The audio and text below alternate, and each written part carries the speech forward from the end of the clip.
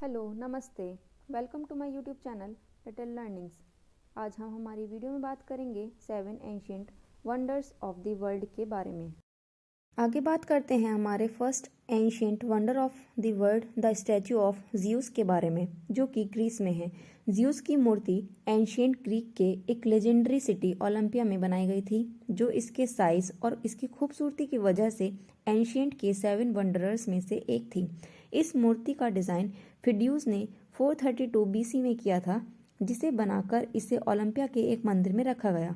इस मूर्ति में God of thunder जाने जाने वाले ज़्यूस को ताकतवर पोजीशन में बैठे हुए दिखाया गया। इसके डिज़ाइन और स्ट्रक्चर की वजह से ओलंपिया का यह एक बहुत ही खूबसूरत टूरिस्ट अट्रैक्शन भी बना। 4th सेंचुरी AD में एक रोमन रूलर ने इस मंदिर को बंद करवा दिया और इसकी मूर्ति को वो अपने साथ ले गया, जहाँ पर 40 AD में आग लगने की वजह से ये मंदिर पूरी तरह से तबाह हो गया। इसका जिक्र आज भी कई एंशिएंट ग्रीक बुक्स में है। नेक्स्ट बात करते हैं the temple of Artemis at Ephesus, Greece. ये एक और संगमरमर से तराशा हुआ खूबसूरत मंदिर है, जो कि एफेसिस में राजा क्रोसिस के कहने पर बनवाया गया था। कहा जाता है यह मॉन्यूमेंट बनवाने के लिए 120 साल से भी ज़्यादा का समय लगा, जो हेरोस्ट्रेटस नामी एक आदमी ने आग लगाकर इस आलीशान सेंचुरी को तबाह कर दिया, जिसका सिर्फ एक ही मकसद था कि कोई भी बड़ी इमारत को तबाह करके उसका नाम इतिहास में लिखा जा सके। इस सेंचुरी को टेम्पल ऑफ डायना भी कहा जाता था, क्योंकि ये रोमन गॉडेस डायना के ऊपर बनाया गया था, जो वाइल्ड एनिमल्स की गॉडेस भी हुआ करती थी। इस मंदिर को फिर से कंस्ट्रक्ट किया गया, पर बाद में भी क्रिश्चियंस ने इसको तबाह कर दिया, तो आज इस मंदिर का जिक्र बहुत ही कम किताबों में है। इसी वजह से इसकी एग्जैक्ट लोकेशन का पता नहीं लगाया गया है। नेक्स्ट बात करते हैं लाइट हाउस ऑफ अलेक्जेंड्रिया, जो कि इजिप्ट में है। एंशिएंट वर्ल्ड की बात करें, ग्रीक के साथ साथ आपको इजिप्ट का नाम भी मिलेगा, जो कि सिर्फ पिरामिड के लिए ही मशहूर नहीं, बल्कि लाइट हाउस ऑफ अलेक्जेंड्रिया उस वक्त का एक अजूबा था, जो सिटी से करीब छोटे से आइलैंड पर उस वक्त के राजा पोटोलॉमी II ने बनवाया। यह दुनिया का सबसे पहला लाइट हाउस भी कहा जाता है, जिसमें वाइट मार्बल का सबसे पहले यूज़ हुआ, जो सनलाइट में बेहद खूबसूरत दिखाई देता था। ये लाइट हाउस 200 से 600 फीट, जिसका मकसद समुद्री जहाज़ों को रास्ता दिखाना था। इस लाइट हाउस में बहुत बड़ा आईना लगाया गया था, जिससे सन रिफ्लेक्ट होती थी, जो काफ़ी दूर से भी दिखाई देती थी। शाम होने के बाद जहाज़ों को रास्ता दिखाने के लिए इसमें आग की भट्टी जलाई जाती थी। ये लाइट हाउस कई 100 साल तक इस्तेमाल में था। फिर 1480 में एक अर्थक्वेक ने इसे तबाह कर दिया। कहा जाता है कि रिफाइन के नीचे हिस्से में इस लाइट हाउस के कुछ टुकड़े भी। नेक्स्ट बात करते हैं द कोलोसस ऑफ रोड्स, जो कि ग्रीस में है। डमार्टियस को हराने की खुशी में इस स्टैचू को बनाने का हुक्म दिया गया। इस स्टैचू को बनाते बनाते 12 साल तक का समय लग गया था। ये एक ह्यूज ब्रॉन्ज स्टैचू था, जो सन गॉड हेलियोस के लिए बनाया गया एक ग्रीन आयरलैंड रोड्स में बनाया गया था, जिसकी हाइट 33 मीटर थी और जिसका डिज़ाइन चांस ने किया था। ये इस वक्त का सबसे ऊंचा स्टैचू था, जो 56 ईयर बाद एक अर्थक्वेक से तबाह हो गया था। यह तबाही के 800 साल तक भी उसी हालत में था। काफ़ी साल बाद अरब्स ने रोड्स पर अटैक करके बाकी कीमती सामान के साथ साथ इस स्टैचू के बाकी हिस्से भी स्क्रैप में बेच दिए, जिस वजह से इस स्टैचू का एग्जैक्ट लोकेशन अवेलेबल नहीं है।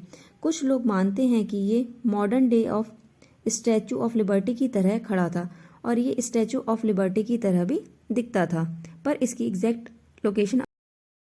बात करते हैं the great pyramids of Giza के बारे में, जो कि इजिप्ट में सिचुएटेड है। उस वक्त के 7 वंडरर्स में से एक ही वंडर इतना मजबूत है कि जो आज 4000 साल बाद भी बाकी है, जो कि इजिप्टियन किंग कुफू के लिए कायरो सिटी से 14 किलोमीटर दूर बनवाया गया। ये 4000 साल तक दुनिया के टॉलेस्ट मैन मेड स्ट्रक्चर में भी रहा है। 3 pyramid of Khufu, pyramid of Khafre, pyramid of Menkaure, जो कि उस समय के राजाओं के टॉम के लिए बनवाए गए। इन 3 पिरामिड में से पिरामिड ऑफ कुफू सबसे बड़ा पिरामिड है, जिसके कंस्ट्रक्शन के लिए 25 लाख पत्थर लगे, जिनका वेट 2 टन से 3 टन के बीच था। सबसे बड़ा ताज्जुब यह था कि इतने बड़े स्ट्रक्चर को बिना किसी मॉडर्न टेक्नोलॉजी के बनाया गया।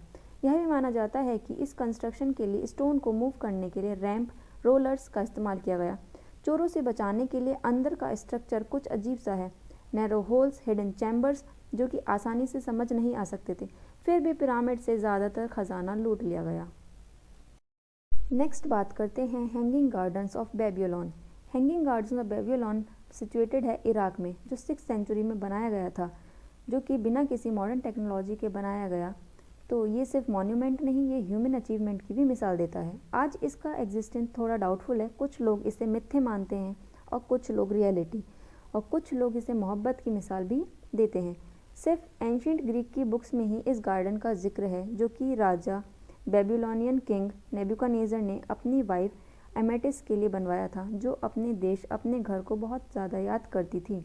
एंशिएंट राइटर ने अपनी बुक में कहा है कि यह एक पहाड़ के ऊपर बनाया गया था, जो कि दूर से देखने में ऐसा लगता था जैसे मानो बादल में कोई गार्डन झूल रहा हो।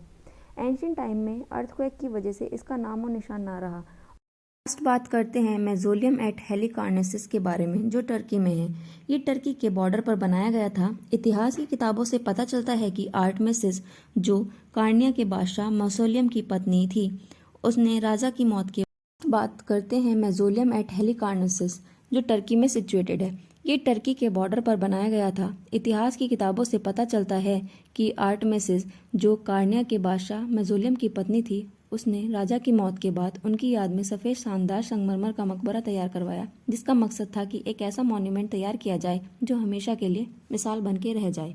मॉन्यूमेंट को 3 डिफरेंट डिज़ाइन इस्तेमाल करते हुए 3 लेयर्स में तैयार किया गया, जिसकी ऊंचाई 135 फीट बताई जाती है, जिसकी ऊपरी छत को पिरामिड का शेप दिया गया और वहीं पर बादशाह का मकबरा तैयार किया गया। इतना ही नहीं, बल्कि उसकी बाउंड्री को 4 खूबसूरत संगमरमर के घोड़ों से भी सजाया गया। आज भी लंदन के ब्रिटिश म्यूजियम में आपको हेलिकार्नेसिस के टॉम के कुछ हिस्से देखने के लिए मिलते हैं। Thank you. Please do like, share and subscribe to my channel.